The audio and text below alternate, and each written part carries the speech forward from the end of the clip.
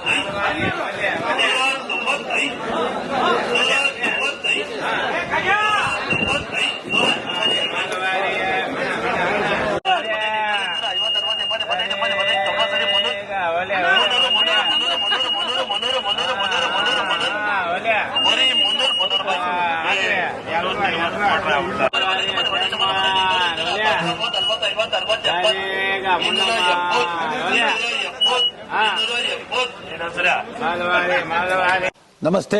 ಎಲ್ಲ ನನ್ನ ಪ್ರೀತಿಯ ಕನ್ನಡಾಭಿಮಾನಿಗಳಿಗೆ, ಕಲಾಭಿಮಾನಿಗಳಿಗೆ ನಿಮ್ಮ ಪ್ರೀತಿಯ ಶಿವಾರ ಉಮೇಶ್ ಮಾಡೋ ನಮಸ್ಕಾರಗಳು.